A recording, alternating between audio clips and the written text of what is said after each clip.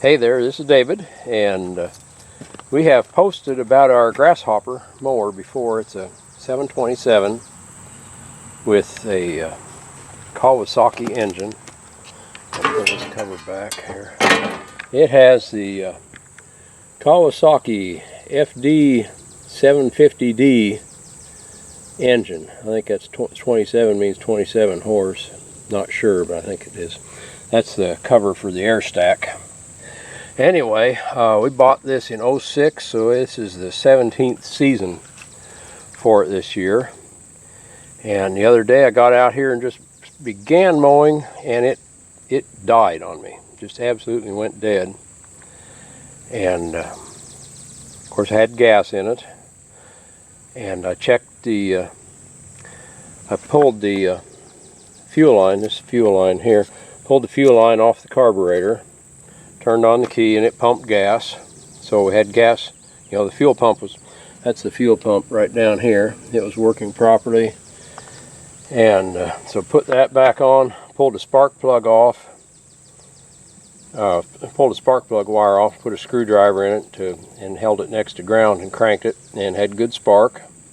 So I had spark and fuel to the carburetor. So I assumed that I had a plug jet in the carburetor, and of course the carburetor is sitting down here. This is the air stack. Carburetor's down here, and I didn't want to jump into that carburetor, but what I did is I got online and found a schematic for that carburetor. Found, you know, a picture, an exploded diagram of all the parts, and one of the things I found is this carburetor has, this is a fuel shutoff. It's a solenoid, and when you turn the key on, that pulls back and that lets gasoline into the carburetor. Anyway, it shuts off the jet because it sits down at the bottom of the bowl. Anyway, that pulls back and lets gasoline go to the engine. So I looked that part up, and believe it or not, that thing's almost 180 bucks. On the online, it's 177 bucks for that little thing. And I assumed that's what was wrong. And I called the dealer where we bought this, and they said, well, they don't have one of those in stock. They didn't know if they could get one. But the guy was very nice. The parts guy was really nice, and he probably was not supposed to tell me, but he said, you know, if you grind that thing short, that engine will run. And the thing is, see, the gasoline tank, fuel tank sits below the carburetor.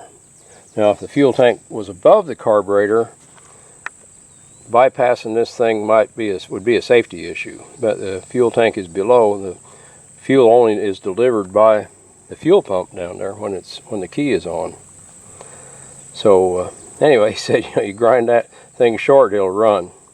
So he has experience with it, but and that is a bear to get out. It's way down in there behind the bracket that holds the fan blade.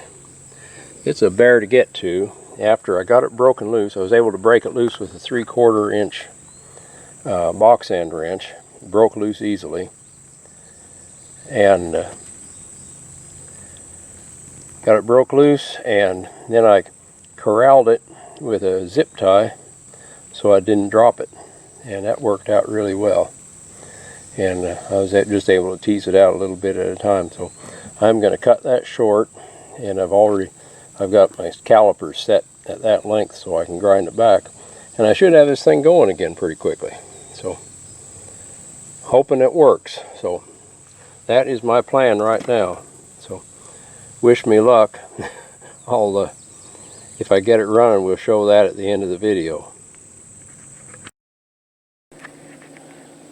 Okay, everybody, I got that solenoid out, and I ground the end off of it, and you see I have it back in place. You can see two zip ties around the body of that thing.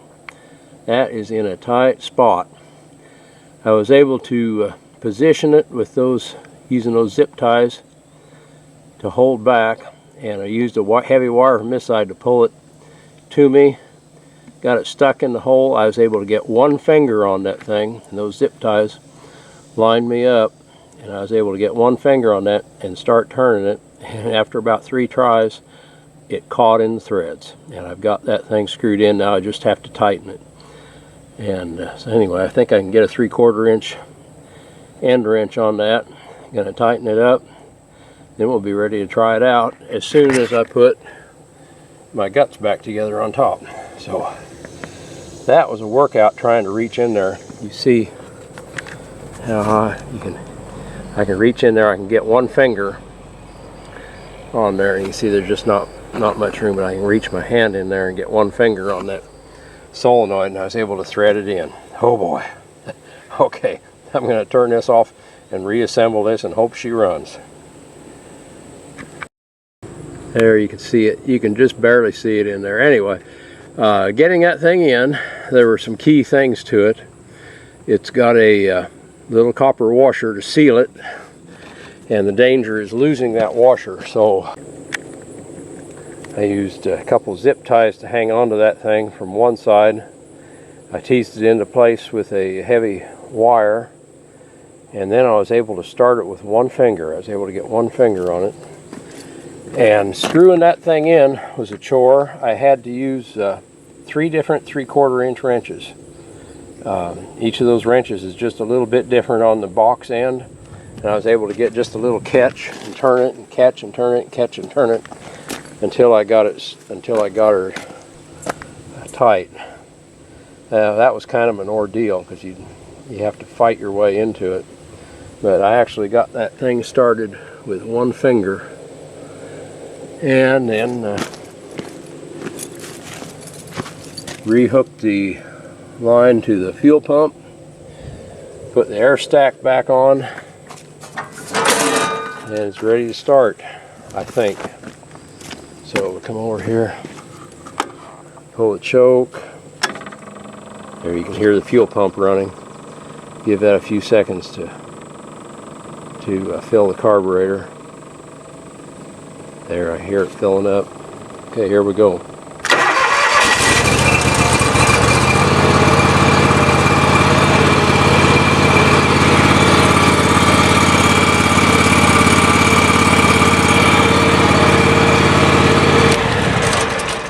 Okay, that was a miracle fix. Anyway, so we'll run it that way this summer, and then when we're done mowing grass this winter, we'll put our new solenoid in if they can find one for us. And I tell you, when something dies, you never know exactly what it is. You have to kind of feel your way through it, and finding the schematic online was a real lifesaver. It told us what was wrong when we studied the schematic. So anyway, I hope your Grasshopper does as well. We got this in 06, so this is the 17th year for this thing mowing the yard here. And I'm going to start mowing. Thank you very much for visiting.